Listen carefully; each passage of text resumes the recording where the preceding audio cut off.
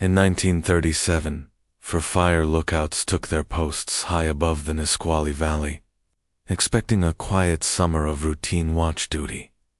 But strange vibrations shook the tower at dusk.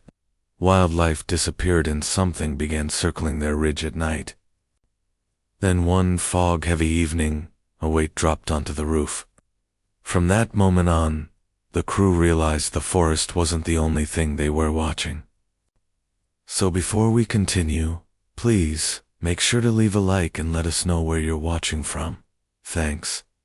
I first went up to the tower in June of 1937, when the last of the snow pulled back from the higher ridges and the Forest Service started sending lookouts into the hills. Our post sat on a rocky spine above the Nisqually River Valley in Washington, 2 days on foot from the nearest town and another half-day from the ranger station. By the time we gained the ridge, the big trees thinned into short twisted fir and scattered boulders, and my legs burned from the glim. There were 4 of us assigned to that tower. I was 23 and on my first season. Sullivan was the lead, a quiet-man in his 40s with creases at the corners of his eyes and a slow way of moving.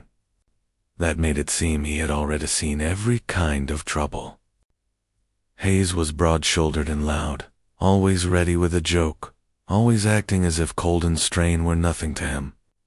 The last was Ruth, thin, dark-haired, quick in her movements and in her questions. We had met only 2 days earlier at the station, collected our maps and orders, and then started up the trail behind a string of mules carrying lumber, food, and tools. The tower stood on a scrapehead patch of rock near the highest point of the ridge. It was a square wooden cabin set on tall stilts with windows on every side and a narrow catwalk around it. A ladder climbed from the bare ground up to the trapdoor in the floor. The boards were fresh and pale, still smelling of sap and sawdust from crews who had worked there before the snow. A metal rod rose from the roof to draw lightning away from the structure. Inside, we found a narrow cot, a small wood stove with a short pipe, a map table with an alid, a shelf for canned food, and a boxy battery radio that the ranger called our lifeline. We reached the place late in the afternoon. A solid layer of cloud hung over the hills, turning the light flat and dull. The forest stretched away in all directions, dark and dense, broken here and there by bare cliffs and the pale line of the river far below. Patches of snow still clung under shaded ledges. To the south, partly hidden by cloud, a broad volcanic peak rose above the rest of the range. People in town had told us it smoked now and then, even when the air clear, and that it made strange noises during storms. Sullivan walked a slow circle round the rock, hands in his jacket pockets, studying the trees and the slope above us. No burned trunks near the tower, he said. That's good. Last crew did not have to outrun anything. Hayes dropped his pack with a groan and stretched his arms. I have no complaints, he said. Better than digging ditches or swinging a pick. Up here we get paid for looking around. Ruth stood still for a moment and turned her head, taking in the ridge, the cliffs, and the treine. This place feels wrong, she said.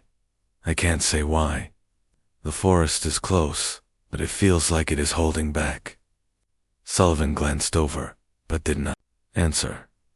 I told myself it was just the fatigue and the sudden quiet. We had left behind the noise of town, of wagons and axes and voices, and now there was nothing but wind, distant water, and the occasional clatter of loose rock.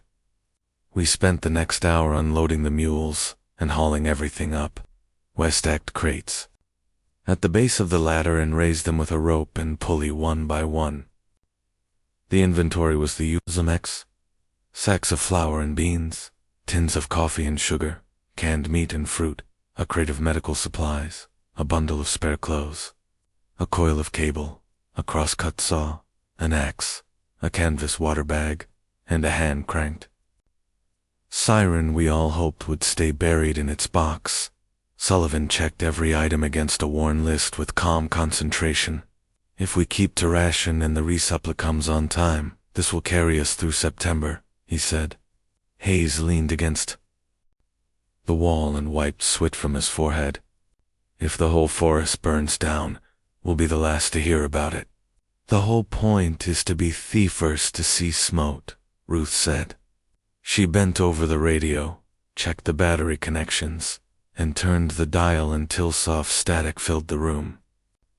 A moment later, a thin voice from the station came through. Sullivan gave our call sign, reported our arrival and the condition of the tower, then signed off. The static came back steady and low. Bivening, we had claimed our corners. Sullivan took the space nearest the map table. Hayes rolled his blankets out under the east windows, saying he wanted the first light.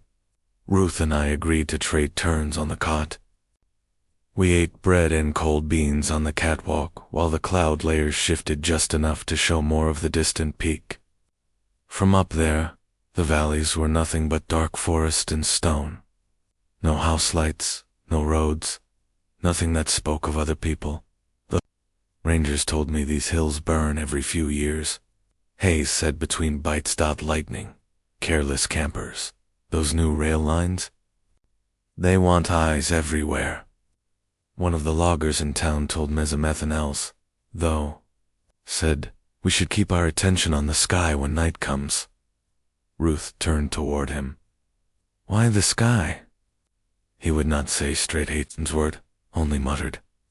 About things that fly where no one can see them. Things that stay away from sun, he said. The forest is dangerous, but the cliffs and the high air are worse. Then he had another drink and laughed it off. I had hard old miners and farmers share. Stories over, bar counters since I arrived in the state. Lights on ridges, strange cries, something big moving in the timber just beyond the lamplight. Every valley had some version of Thesum talk. Even so, the mention of the sky stayed with me. In training, they taught us to watch the trees, the smoke columns, the wind. No one had said a word about the air above the ridges. After we washed our tin plates with cold water from the canvas bag, Sullivan set the watch schedule. Day shifts were for scanning the horizon, checking the wind, and logging temperature and humidity on the hourly sheet. Night shifts were mostly there to tend the stove and keep an ear on the radio for storm warnings, but he insisted someone should always be awake while the rest slept. At first we would sit up in pairs, he said, until the isolation felt less sharp. That first night, Ruth and I drew Thelate shift. Hayes fell asleep quickly under the east windows, snoring in short bursts. Sullivan lay on his back Earth map table with his hands folded over his chest, his breathing slow and steady. A lantern burned low beside Theridio, throwing a small circle of light.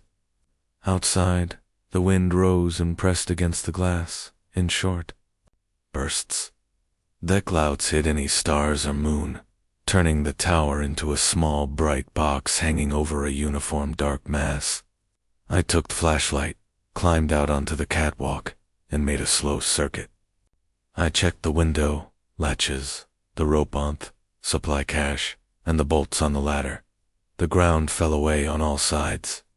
The treetops started far below the tower, their outlines just visible against the slightly lighter sky. There was no other structure in sight.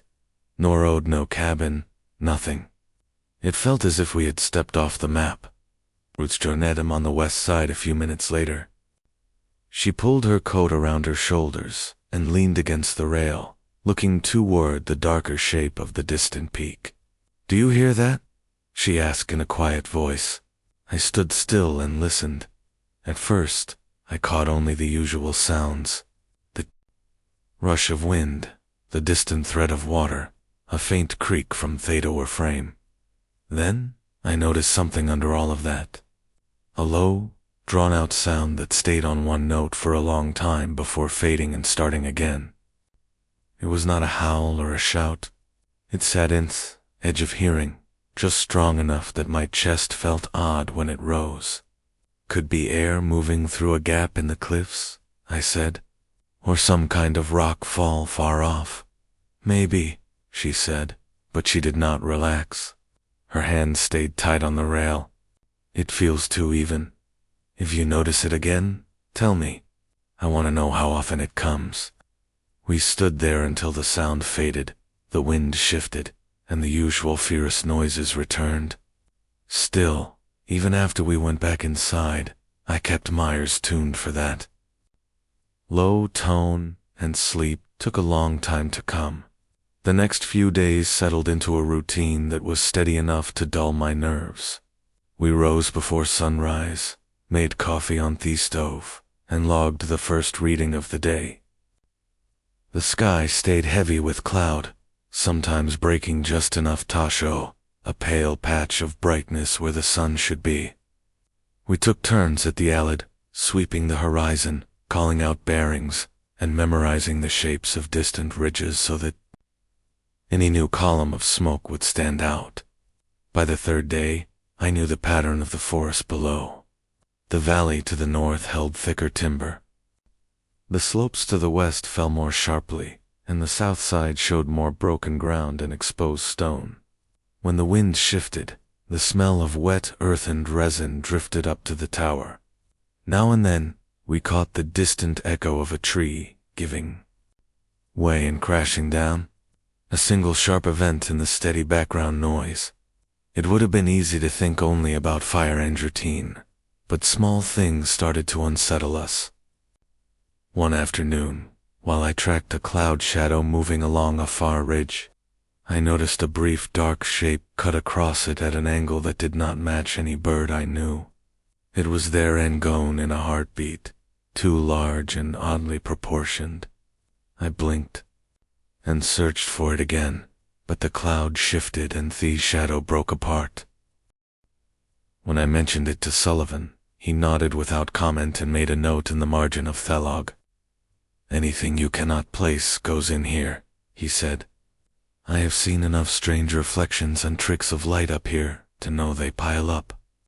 If it is nothing, we forget it. If it repeats, we pay attention." Ruth heard that and came over to read the entry. "You wrote large aerial shadow direction south to north," she said. "No, guess. If I guess and I am wrong, the word will stick in my head." I said, "I do not want that." She gave a short, thoughtful sound and went back to the radio. She had started to use the set more often, calling the station with small questions that did not really need answers. She asked about barometric trends, about lightning strikes in other districts, about reports of large raptors. The rangers answered in bored or practical tones, unaware of the tension behind her voice. Hazer Manette's loudest voice in the room, but his jokes picked up an edge. At night, when the wind rose, he would talk longer than necessary about card games in town, fights outside taverns, and workers who went missing and turned up days later, wandering with no clear memory. He always laughed after those stories, as if to push them into the category of nonsense. Yet, his eyes often strayed to the windows while he spoke. The low sound we had heard that first night came back. The second time I noticed it, the sun had just dropped behind the cloud bank, and the forest was sledding Ginto, a flat, gray gloom. I sat alone at the map table while the others prepared supper. The note rose slowly, deep and steady, and this time it lasted longer. It seemed to come from the direction of the high peak, though it never sharpened a nito anything I could point to. The tower floor carried a faint vibration that made the coffee in my cup tremble. I stood up and walked to the west windows. The forest presented the same unbroken surface as always. No rockfall, no visible plume of dust, no aircraft. The sound gradually faded. When it did, the quiet felt heavier. Ruth looked at me from the stove. "You heard it again," she said. "Yes," I said. "Longer this time." Sullivan set down his fork. "Describe it." I tried to find words that did not reach beyond what I felt. Even tone, very low, no breaks. I felt it more in my ribs than in my ears. It came from the high ground, but I cannot be certain. "We will mark that too," he said. He opened the log, wrote the time in a short line. "If the mountain is shifting, there is nothing we can do from here. If it is something else, I want to see how often it returns." After that, I found myself bracing for the sound each evening. I would step out onto the catwalk at dusk and wait. Some nights it did not come at all. On others, it came twice, separated by long stretches of wind and ordinary quiet. Hayes claimed it could not hear it, though once when the vibration felt strong enough to rattle a spoon on the table. He went still and stared at the walls with a tight jaw. Another sign appeared on a morning that started like any other. The air was damp and cold, and a thin mist hung over the treetops. Sullivan sent Hayes and me down the slope with access towclear, a small snag that leaned over the trail from the last resupply. The walk down through the standofer took only 20 minutes, but the change in atmosphere was sharp. Up in the tower, the world felt open despite the clouds. Under the canopy, the light was dim and greenish. We moved in single file, boots soft on the needle-covered ground. We found the snag half-rotted, its top caught in a fork of a neighboring trunk. While Hayes started on the base, I walked a short way along the trail to check for any other hazards. That was when I found the first carcass. It lay just off that path, half hidden in low brush. It was a deer, but its condition was wrong. The body was largely intact with no sign of scavenging on the main muscles. The head, however, was ruined. The neck showed deep tears, not clean cuts, and not the work of teeth. I recognized the skull. Looked crushed inward from above as if something heavy had dropped onto it. I called Hayes over and he pushed the brush aside with the axe handle, then swore under his breath. The smell of blood was old, but still clear in the damp air. No flies drifted around it, which struck me as odd given the decay. "Cougar?" I asked. He shook his head. "Cougars go for the hindquarters. They drag a kill and cover it. This is wrong." He bent closer. "Look at the bark on these branches." Something scraped them on the way down. Their eerie fibers stuck there. He pinched a small tuft and held it toward me. It was coarse and dark, not like the deer shear. We took the tuft in our description back to the tower. Ruth listened with sharp attention while we spoke. She insisted on seeing the carcass herself, but Sullivan ruled against leaving the tower empty. In the end, we described it again in more detail while she sat at the log, drawing a simple outline of the site and marking. "Where I had found the body, could a bird have dropped it?" she asked. "Not from that height," I said. "The branches above are too close together, and I saw no feathers, no sign of talons. Those marks are more like claws." "Bears climb," Hayes added, "but they do not fly, and they do not crush a skull from above like that. Besides, there were no tracks." Sullivan listened in silence. When we finished, he drew a slow breath. "We are not here to investigate animals," he said. "Our orders concern fire, not game, but I do not like things that do not fit known patterns." He turned to Ruth. "Do not mention this on the radio. If the station thinks we are chasing stories, they will hold it against us." "So, we just ignore it?" she asked. "No," he said. "We note it. We watch. If more appears, then we decide what to send down." The line, that afternoon, the forest felt different to me. I checked the slopes more often, not for smoke, but for movement. a shape between trunks, a flash of motion above the canopy, anything that did not align with wind and branches. My eyes grew tired from the effort, and when I looked away, I saw ghost images of dark forms against the sky that faded when I focused on them. By evening, even Hayes had lost his easy manner. As we ate, he kept shifting in his seat and glancing at the trapdoor, as if he expected something to push it up from below. When the low sound came again after dusk, he finally admitted he heard it. "All right," he said quietly. "That is no wind. It feels like a train passing very far away." Ruth frowned at the comparison, but said nothing. She sat with her hands wrapped around her mug, eyes fixed on the western windows.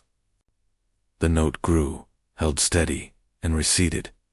When it stopped, the hair on my arm stayed raised.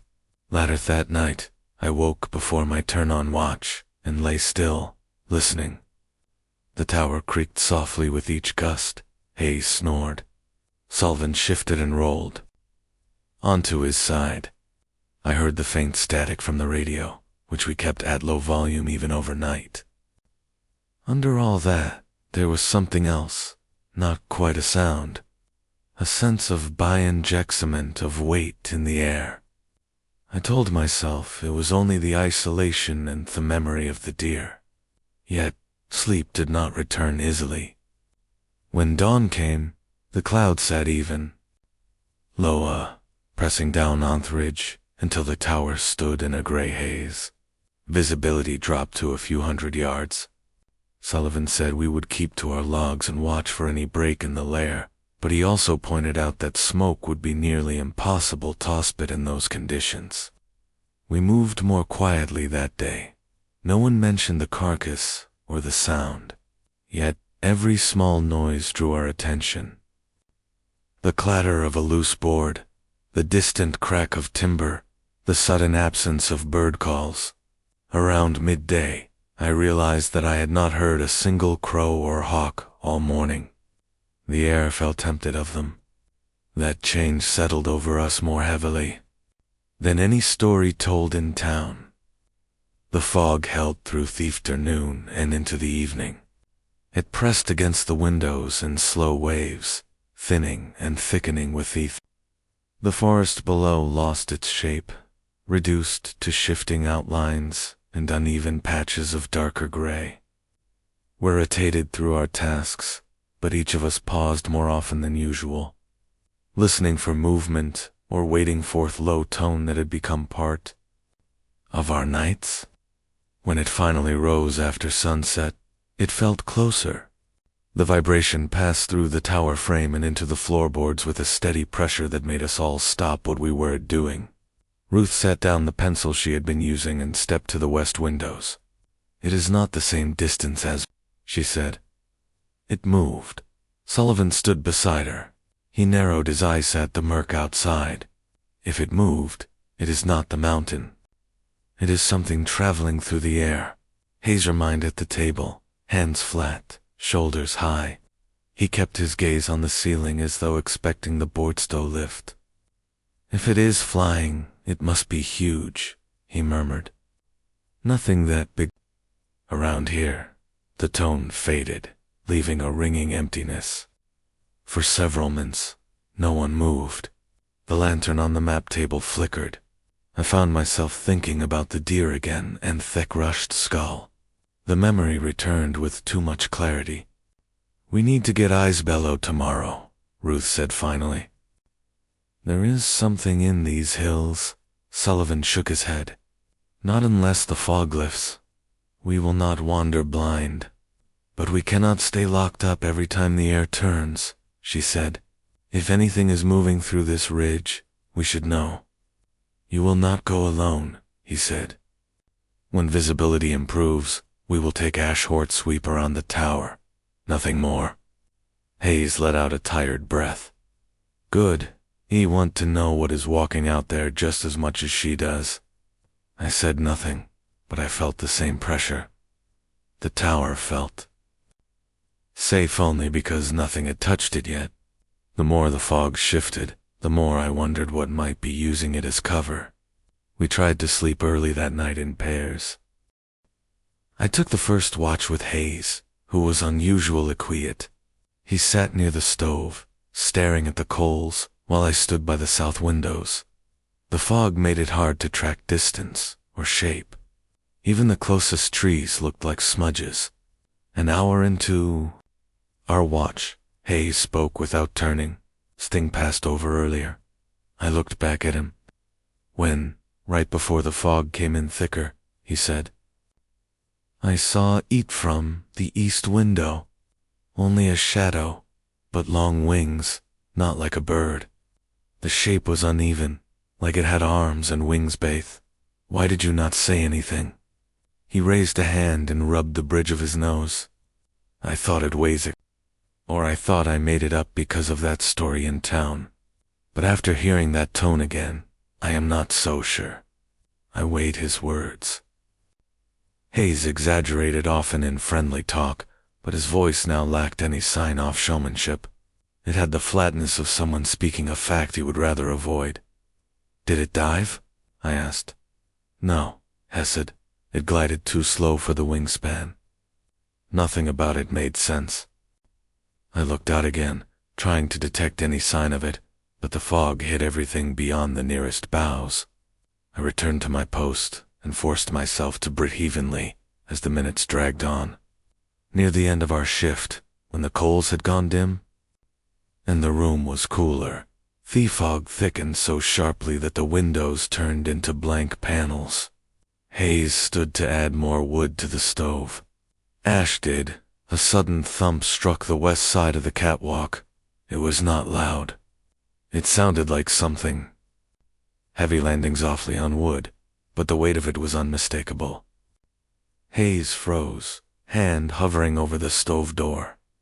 I kept still by the window, listening.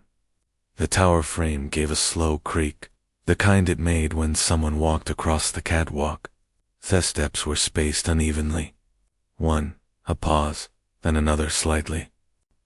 Heavier, then silence. Hayes whispered. Someone climbed up. "No," I said quietly. "No deer movement." The steps had come from above, not below. Something had landed on the catwalk straight from the air. Hayes backed away from the stove until he stood beside me. Neither of us dared move closer to the windows. The fog outside glowed faintly from the lantern light inside, but showed no silhouette. A claw scraped lightly across the siding. Then nothing. The sound ended quickly, but the quiet that followed was more unnerving. My mind strained to catch any other movement. Breath, weight, wings, but the tower returned to its usual creaking. We waited a long moment before Hayes whispered, "Should we wake them?"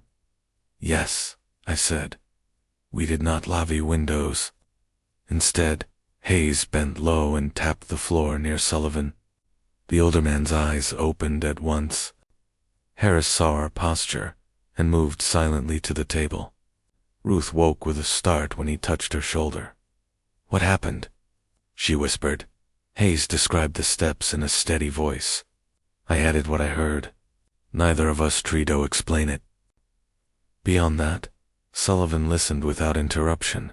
When we finished, he took the flashlight, climbed the ladder to the trapdoor, and paused. "If it is still out there, the light may draw it closer. So, we use only the lantern through the glass." I lifted the trapdoor slowly. Cold air poured in. He scanned the catwalk, then shut it again. "I see nothing," he said. "No damage, no tracks, but we will check in daylight." He frowned and looked between us. "Did either of you open a window earlier?" "No," we answered at once. He nodded. "Then that scrape was on theta boards." "We keep the windows latched tonight. We stay quiet. We stayed awake together until dawn. None of us admitted it, but no one felt safe lying down again. The fog enveloped the ridge all night, and nothing returned to the catwalk. Yet, I sensed we were being watched from beyond the light. When the sky finally brightened, the fog began to thin. Patches of forest appeared in the distance, like pieces of a map slowly uncovered. The air felt heavy and still. Sullivan climbed out with Hayes, too. Check the catwalk. Ruth and I remained by the windows, scanning the surroundings. After 10 minutes, Sullivan called up from below. Come down slowly. We climbed down the ladder and stepped onto the rock. The fog around us had lifted enough to reveal details. Sullivan. To the far side of the catwalk. The wooden railing showed 3 long grooves in the outer surface. They were shallow, but too clean to be from weathering. The spacing suggested a large hand or claw. Hayes crouched beside out. Those are fresh. Whatever. Made those stood here last night. Ruth knelt and ran a fingertip along the grooves. The wood dust is still soft. None of us said more for several breaths. The ridge felt changed. Whatever had landed here no longer felt distant or unseen. It had touched our only shelter. Sullivan straightened. We tightened our perimeter. No one leaves. The ridge alone. We will double the night watch. And if the creature returns, woos the siren to alert the station. Ruth looked up at him. Do you think it will come back? He met her eyes. Yes, it did not land by accident. As we climbed back into the tower, a soft rush of wind moved across the treetops. It sounded normal at first, but then I realized the rhythm was off. Too quick and too sharp. Not wind, wing beats. They passed overhead and faded into the distance before any of us reached the windows. I recorded the time in the log with a shaking hand. The forest had gone quiet again. The kind of quiet that suggests everything beneath the canopy is holding its breath. By midday, the fog cleared completely, leaving the ridge exposed under a thick, motionless cloud layer. Visibility stretched for miles. The valleys looked washed out, the treetops flat and dark. None of us relaxed. Even with the air cleared, the quiet remained wrong. Birds did not return. Small animals did not rustle under the branches. It felt as though the whole forest waited for something to happen. Sullivan directed us to check the ridge more thoroughly. We moved in pairs. E went, with Ruth, toward the narrow outcrop west of the tower.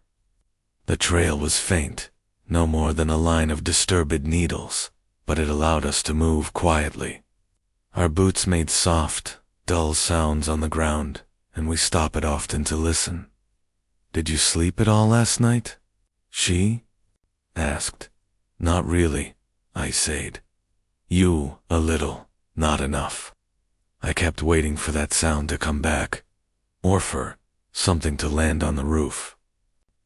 She scanned the trees with steady, deliberate motion. Whatever this thing is, it stays hidden until it wants to be seen. That worries me more than anything. We reached the edge of the outcrop. From there, we could look down into a shallow ravine, littered with broken branches and heavy undergrowth. He noticed a thin line of disturbed brush halfway down the slope. Not quite a trail, but not random either. The branches were bent inward on both sides, forming a narrow corridor.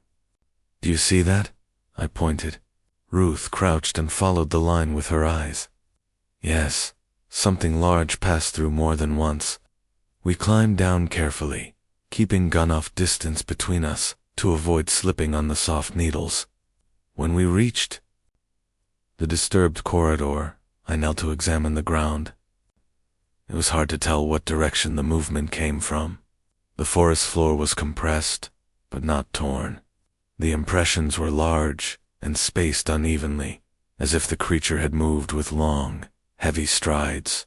Ruth touched a branch where several coarse, dark fibers clung. Same type as near the deer. Same length, too. This is not from any animal we know. The air inside the ravine felt colder than the ridge, and there was a sour metallic smell that did not fit the normal sense of earth and resin. Tesmol seemed to come from farther down the corridor. Sullivan's whistle cut across the trees, a sharp twin-note call. He used it only when he wanted us to regroup quickly. We climbed out and headed back toward the tower at a brisk pace. When we reached the clearing, Hayes stood beside Sullivan, holding a length of shredded canvas. "This wasted over the woodpile," Hayes said. "We found it on the north side of the ridge." Sullivan tapped the torn edge. "Something pulled it free with more strength than a bear, and the cuts are uneven. Some parts look torn, others look carved." Ruth examined the canvas closely. "These tears are angled, like claws from above, not from the side." We all looked toward the forest without meaning to. The open space around the tower suddenly felt too small. The idea of the creature testing the edges of our supplies settled heavily among us. "We reinforce CV thing," Sullivan said. "Canvas, crates, traps if necessary, and from now on, no one leaves the tower after dusk." Hayes folded the torn canvas under his arm. "If it wanted our food, why did it not take anything? It only shredded thick over, to see how we react," Ruth said quietly. "No one challenged her." The rest of the afternoon passed in slow, uneasy work. We secured the storage crates with rope and hammered spare planks over the gaps in the siding. Even the simple act of driving nails sounded too loud. I kept checking the sky, expecting a Shapito appear at any moment. The clouds never broke. By evening, the air turned colder. A wind picked up from the south, steady and dry. We took our shifts on the catwalk again, but the forest gave away nothing. No wing beats, no movement, no return of the low, rumbling tone. The silence came back heavier than before. Ruth brewed a stronger batch of coffee for the night watch. Hayes sat by the stove, hands wrapped around the mug, rubbing his thumbs over the ceramic asif, trying to warm them. His usual loud presence had withdrawn entirely. When I sat beside him, he gave a hollow laugh. "All that noise I used to make," he said. "Guess it did nothing but cover how uncomfortable I felt up here in the first place." "You did not seem uncomfortable," I said. "I was," he replied. "Only difference is now we all know it." He drank, then set the cup down. "If I see that thing again, truly see it, I'm not sure I will keep my nerves." "You will," I said. "We all will." He nodded, but did not answer. The wind made the tower sway slightly. The lantern trembled. The quiet outside felt so complete that even our breathing seemed too loud. Near midnight, the low tenor attend. It came without warning. Deep and steady, stronger than any previous night. The windows quivered. The ladder groaned. The floorboards vibrated. A cup on the shelf rattled against its neighbor. Sullivan shot to his feet. "Positions now?" Ruth grabbed the flashlight. Hayes reached for the siren, but Sullivan motioned sharply. "Not yet. Wait." I went to the west windows. The tone grew fuller, not louder, but heavier. The air felt denser, as if something enormous displaced it. Ruth whispered, "It is directly above us." He felt the truth in her words. The weight of the sound pressed down. The roof creaked sharply. A shadow passed over lantern light. Just a ripple, but enough to show that something moved across the roof in deliberate steps. A soft thud followed, then another, then silence. The tone faded slowly, as though the creature drifted away rather than left abruptly. We held our positions long after the sound disappeared. When Sullivan finally spoke, his voice was low. "It is watching us, testing this hour." It knows we are awake. Ruth faced him with tense focus. If it wants to break in, it will. These walls are thin. I know, he said. That is why we stake 'em. Panic will only make us careless. Hayes exhaled shakily. What do we do when it decides the test is over? Sullivan did not answer immediately. He looked toward the ceiling, then to Thetrup door, then to each of us in turn. We prepare, he said. We keep lanterns lit, and we wait for dawn. The rest of the night passed in strained silence. No more footsteps, no tones, nowing beats, only the towers shifting in the wind. When morning came, none of us had slept. The sky outside was the same dull gray as every day before, but it felt colder. The air had a raw edge that did not belong to the season. We gathered on the catwalk and checked the rove. At first, it looked undisturbed. Then Ruth pointed at two boards near the edge. The nails had lifted slightly as if something heavy had pressed down on them. A single long groove stretched between them. That was not wind, she said. Sullivan nodded. It was here. It will return. He looked out across Thephorus. His face had changed.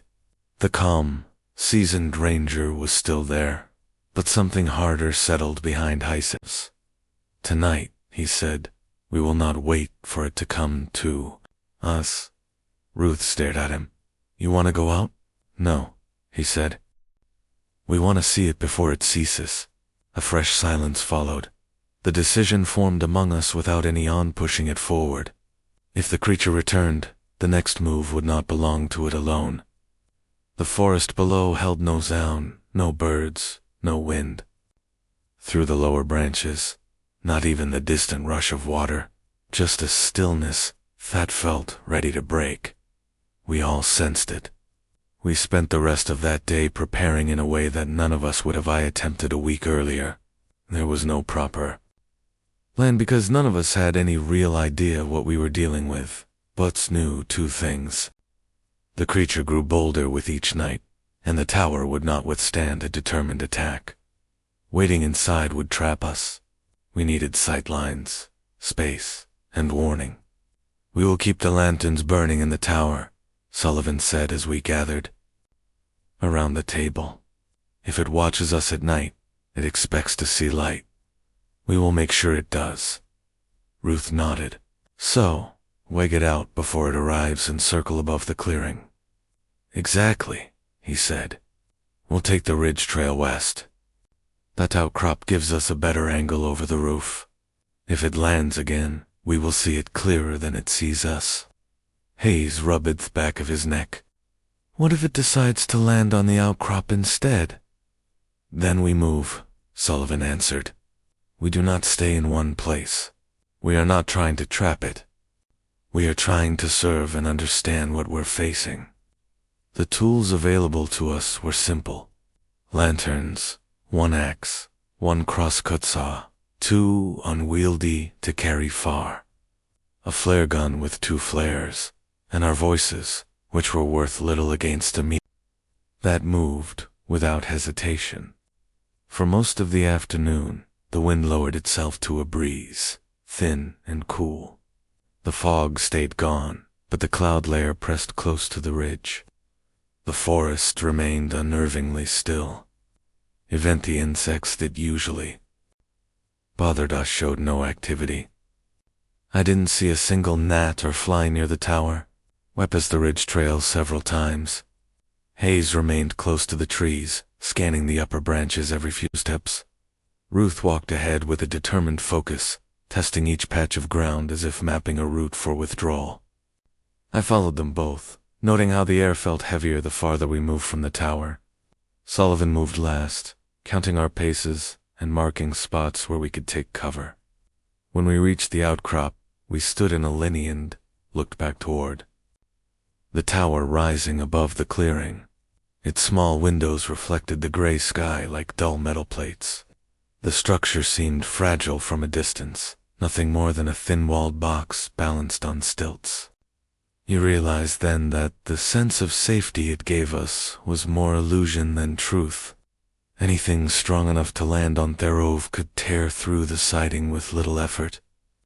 "We stay low," Sullivan said. "No lanterns out here, just ice and ears." Ruth lifted her chin. "If it lands again, do we fire the flare?" "Only if it is about to strike," he said. "Defler might scare it or it might anger it. We use it when there is no other choice." Hayes swallowed. "And then what?" "Run. If the creature leaves, we fall back to the tower," Sullivan said. "If it does not leave, we descend the north slope. That forest is denser. It might slow it down." I looked at him. "You think can outrun it?" "No," he said, "but we might confuse it long enough to scatter. One of us reaching the station is better than none." We returned to the tower before sundown. The air temperature dropped sharply after dusk. A fine cold seeped through the boards, even with the stove burning. None of us spoke while we prepared. Hayes double-checked the flare gun and tucked it into his coat. Ruth packed the lantern wick, the matches, and the small notebook where she kept every detail she collected. Sullivan kept his jacket unbuttoned so he could move quickly. I filled my pockets with chalk so we could mark trees in the dark if needed. As Eski dimmed, the tower began to glow from within. A small, bright square in a landscape without any other light. Well left the lanterns on the table and the floor just as Sullivan intended. From outside, the effect made the tower look occupied and unworried, a decoy for the creature if it watched such things. When the last of the twilight faded, we slipped out the trapdoor one at a time, climbed down the ladder, and crossed a clearing. Without lanterns. The forest swallowed us quickly. The trail to the outcrop felt tighter than usual, as if trees had grown closer without moving. The air carried no scent, except cold resin and damp bark. We reached the outcrop and crouched behind the line of boulders. From there, we could see the tower clearly. The lantern light inside it glowed warm against the windows. The structure looked quiet, empty, unsuspecting. The forest around it looked flat and lifeless. Minutes passed. No sound came from the sky or the trees, not even the faint creak off branches. Ruth leaned closer to me. Her breath was steady, but her voice dropped to a near whisper. "If it does not come, that means it knew we left." "It will come," I said. I believed it more than I wanted to. Hayes shifted uneasily. "What if it's already here, hiding in the trees?" "We would hear branches moving," I said. "Would we?" he asked. It landed on the roof, without any warning. Sullivan raised a finger. All of us froze. The low tone began. We felt it before we'd heard it. Pressure in the chest, a faint trembling in the ground, a weight in the air that made my breath tighten. The sound followed an instant later, steady and powerful, deeper than any previous night. The last time it came from above. This time it came from the west beyond the treine. Ruth pointed. "It's moving." The tone grew stronger, then steadier. The treetops in the distance swayed out of rhythm with the wind. Something large passed over them, unseen, Buddha missed a call in scale. The branches bent as if pushed by wide, slow-moving air. "It is circling," Sullivan whispered. We crouched lower, barely daring to breathe. The creature's path was wide, looping over the forest in a smooth arc. It never descended. It passed over the ridge once, then again, each time at a slightly different angle. The tone deepened the closer it came, filling the space around us until my teeth felt on edge. Then, silence. The sudden absence of the sound felt sharper. Then a noise. For a long moment, nothing moved. A single gust of wind, crossed the ridge. Then the sky darkened above the tower as though a shape slid into place between the clouds. Ruth's hand gripped my arm. The creature descended, its wings spread wide, then folded slightly as it angled downward. I could make out its silhouette against the dim clouds. Broad chest, long arms, wings that ended in thick jointed points. Its fur looked darker than the night sky. Its eyes glowed in two narrow beads of amber. It approached the roof silently, without the rumbling tone, as though saving its strength. Then it landed. The impacts huttered through the entire clearing. Even from the outcrop, we felt the vibration under our feet. The creature crouched on the roof. Its wings tightened against its back. Its long arms braced on each side of the cabin. Its head lowered, scanning the windows. Its spine rose and fell with each slow breath. "It's looking for us," Hayes whispered, barely audible. The creature pressed its weight against the roof again. The boards strained, the nails lifted. The tower groaned. Ruth exhaled quietly. It knows the light is wrong. It knows no one is moving inside. The creature shifted. It leaned forward, claws scraping lightly across Thebers, one wing unfolded halfway, as though it intended to tear through the ceiling. Sullivan breathed out once, steady and final. "Hayes," he whispered. "Not yet. Wait for my mark." Hayes tightened his grip on the flare gun. His hands shook, but he held steady. The creature lowered further. One clawed hand gripped the edge of the roof and pulled. A board cracked. Sullivan whispered, "Now." The flare erupted in a brilliant arc. A sharp streak of red light cut across the clearing and burst just above the tower. The creature flinched, then it turned, not away, toward us. It spread its wings wide, kicking off the roof with a violent burst of air. The tower shook as it launched skyward, its eyes fixed on the outcrop, and it came straight for us. The instant it launched from the roof, the air snapped against the ridge like a sudden shift in pressure. Its wings caught the darkness and folded into a dive so controlled and deliberate that none of us mistook it for instinct. It had chosen us. The flare had not scared it away. It had revealed our position. "Move," Sullivan hissed. "We scatter right from the outcrop." The creature closed half the distance in a single glide. Branches below thrashed under the whack of its wings. I threw myself behind a boulder as a heavy rush of wind swept over the ridge. Loose gravel lifted from the ground and stung my face. Ruth reached the trail first, boots sliding on the needles. As she vaulted down the slope, Hayes followed, clutching the flare gun, even though it was now useless. Sullivan stayed behind Longano to make sure the creature had not altered its path toward them before he followed. I ran last. The force swallowed us quickly. Branches slapped my arms as I descended. The slope angled too sharply for speed, and I had to brace against trunks to keep from falling. Above us, the low tone returned much stronger, no longer steady. It pulsed in short, harsh bursts, each one shaking the air. I could not tell if it was a signal, a sound of exertion, or something meant to disorient us. The creature swept overhead, its wings smashed through the upper branches, snapping them clean. Bark rained down. A clawed silhouette dragged across the canopy with deliberate force. It strided us down the ravine. Sullivan called from ahead. "Stay tight. Do not separate." But staying tight became harder. The farther we descended, roots twisted underfoot, and the ground shifted with loose soil. Hayes nearly flew twice. Ruth stopped once to pull him upright, then urged him on. I glanced back and saw as the creature banking for Anather Pass.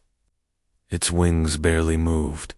It glided with terrifying ease through the openings in the canopy, adjusting its path with slight tilts of its arms. The amber glow of its eyes cut through the dimness. It knew exactly where we were. A sharp crack echoed behind us. I turned in time to see a large tree split halfway up the trunk. The creature had clipped it as it passed. Half the tree toppled downhill and crashed across the trail, blocking our direct route. "We go around," Sullivan commanded. He led us along a narrow incline that curved around the fallen trunk. The terrain forced us toward the ravine. I heard rocks tumbling somewhere ahead and smelled the dampness of water pooling aft bottom. A bay. The ravine walls were steep. If we went down there, we would be trapped. "We keep to the side," Sullivan shouted. "Stay above the channel." The creature's next pass came lower. Branches tore free. Needles rained down like dry chaff. Hayes ducked as a broken limb slammed into the ground behind him. A sudden, sharp cry rang out. Ruth stumbled. I reached her first. A branch had sliced across her forearm, cutting through her sleeve. Blood welled quickly, but she pushed me away. "It's nothing," she said. "Move." The creature climbed upward through a clearing in the canopy. For a moment, I saw it fully, wings spread wide, chest rising, claws extended as if preparing for initiative.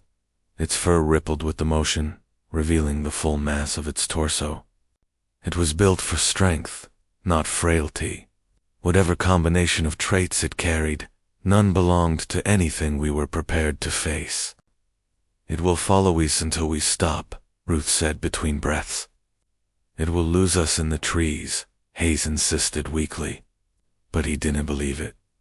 Neither did I. The ravine's edge narrowed. The rock shelf we were on had started to crumble, forcing us closer to the drop. Below, the channel widened into a cold, slow stream. Jagged rocks lined both sides. Sullivan slowed. His eyes flicked across the terrain with the quick calculation of someone who had made hard decisions before. "We cross," he said. "The canopy is denser on the opposite side. If we move fast along the lower slope, it might not see us right away." "We climb down?" Hayes asked. "No, we slide," Sullivan said. "Controlled. No jumping. We move together."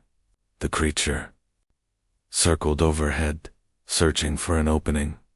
Sullivan counted softly. 3, 2 now. Wes led down the ravine wall in a spray of soil and needles. My boots skidded, and I leaned back to keep from pitching forward. The descent lasted only seconds, but my legs shook as I reached the bottom. The water was shallow and dessy. We splashed across it, climbed the opposite bank, and scrambled under the thickest pocket of trees we could reach. The forest muffled some of the open-air sound, but the creature still passed overhead. Its tone reverberated along the ravine walls, magnified in strange ways that made it hard to judge direction. Then it dropped lower again. The branches above us broke apart with loud snaps. The creature clawed through them one after another, clearing a path that it was not trying to grab us. "It was driving us down the slope," Sullivan said. "We follow the ravine, but we do not go into open ground. We press it forward with renewed speed." The slope angled downward for a long stretch. The trees grew thicker and closer, blocking most of the sky. The air felt staler. My lungs ached from the cold effort. Behind us, the creature forced its way through the canopy again. A deep growl rolled through the trees, a sound I had not heard before. Not the low tone, something more alive, more focused, a sound that told us it was close. "We're not losing it," Hayes said. His voice cracked. "We will," Sullivan said. "Once reach the lower flats, keep moving." But we didn't reach the lower flats.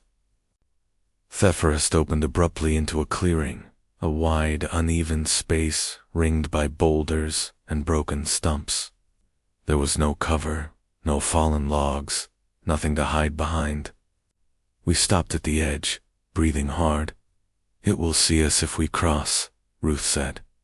"It will corner us if we stay," Sullivan replied. A rush of wind swept across the treetops. The creature lowered through a break in the canopy, circling the clearing like a silent hawk. We had seconds. Sullivan looked to each of us. "Stay together. Cross fast. Do not scatter." Hayes took one step forward. The creature struck. It dropped into the clearing with terrifying force, landing between us and the opposite tree line. Dust rose. Its wings spread wide, blocking any path around it. Its chest heaved, its eyes fixed directly on us. Then it stood fully upright. I felt every instinct in my body telling me to run, but Sullivan stepped forward. His voice was steady. "We are not here to harm you. We only want to leave." That creature tilted its head. Its breathing slowed. Its wings folded halfway. Ruth whispered, "It's listening." Sullivan took another step. The creature's claws tightened, its muscles tensed. Then it lunged. The movement was too fast to track. One moment it crouched, the next it closed the distance in a single bound. I threw myself sideways as its arms swept across the clearing. Haz rolled screaming. The creature's claws tore through his coat and slammed him into the ground. Ruth screamed his name and ran toward him. "Ruth, no!" Sullivan shouted. The creature reared back to strike again, wings rising. Then Anotherfler burst overhead. Sullivan had fired the second flare straight into the sky above us. The explosion of red light illuminated the entire clearing. The creature recoiled, shielding its eyes with one arm. Its wings beat once, twice, ripping at the air. "Run!" Sullivan yelled. We pulled Hayes upright. His arm hung limp, but Hayes tumbled forward with us. The creature roared, a harsh, guttural sound that shook the clearing. We reached the far tree just as it launched again. Branches shattered above us. I felt the rush of its wings at my back. Then Thephorus swallowed us. We ran until the tone faded, until the wing beats grew distant, until silence returned at last. We did not stop until we reached the ranger station. Well after dawn, what followed became a long blur of questions, disbelief, and the steady refusal of the officials to consider anything beyond a possible large injured animal. They sent men to inspect the tower, but by then the roof had only the marks we already knew. No tracks, no feathers, no signs beyond the carved grooves and bent nails. Hayes survived, though his arm never healed quite right. Ruth filed her notes, only to be told they were unnecessary. Sullivan received commendation for a calm response to natural danger. No one believed us, but we knew the truth. I never returned to Tuth Tower. Ruth left the service the next year. Hayes moved east, away from mountains entirely. Sullivan stayed, though he never took another high post. As for me, the forest has never sounded the same since that night. I still wake sometimes, when the wind drops low and steady, and for a moment, I hear something under it, something deep and searching. If the creature still lives in those ridges, it has learned what we learned long before the officials dismissed us. It avoids daylight. It watches from the cliffs. It tests before it strikes. And it remembers. In the summer of 1937, 4 fire watchers were stationed along the high ridges overlooking the Nisqually Valley, each expecting nothing more than months of silence and routine observation. But as the days passed, the ground beneath their tower began to tremble near sunset. Animals vanished from the slopes, and something unseen started moving around the ridge after dark. Then, during one evening thick with fog, a heavy force struck the roof above them. From that instant forward, the crew understood they were no longer the only observers in those mountains. Before continuing, take a moment to leave a like and share where you're watching from. Thank you. My assignment to the tower began in June of that year, shortly after the retreating snow exposed the upper elevations and the Forest Service began deploying seasonal lookouts. Our station stood atop a jagged ridge overlooking the Nisqually River Basin in Washington, a 2-day hike from the nearest settlement and another half-day beyond the ranger outpost. By the time we reached the crest, the tall evergreens had given way to gnarled firs and scattered stone, and the climb left my legs shaking with exhaustion. 4 of us were assigned there. I was 23, new to the work and eager. Sullivan led the crew, a reserved man in his 40s, his face marked by deep lines and his movements unhurried, as if hardship held no surprises for him anymore. Hayes was powerfully built and boisterous, constantly joking and pretending discomfort meant nothing. The last was Ruth, slight and sharp-eyed, her movements quick and her curiosity quicker. We had known one another barely 48 hours, having gathered at the station to receive instructions, before following a mule train loaded with supplies and lumber up the trail. The tower itself rested on bare stone near the ridge's highest. Pointed was a wooden, square cabin elevated on long supports, windows facing every direction, with a narrow walkway encircling it. A ladder rose from the exposed ground to a hatch in the floor. The planks were pale and new, still carrying the scent of resin and fresh-cut wood left by the builders before winter closed in. A lightning rod extended upward from the roof to draw strikes away. Inside, the space was cramped but functional. A single cot, a compact iron stove with a short chimney, drafting table fitted with an alidade, shelves lined for provisions, and a heavy battery-powered radio the Rangers insisted was our only real connection to the outside world. We arrived late in the day beneath a thick ceiling of cloud that dulled the light and pressed the landscape into shades of gray.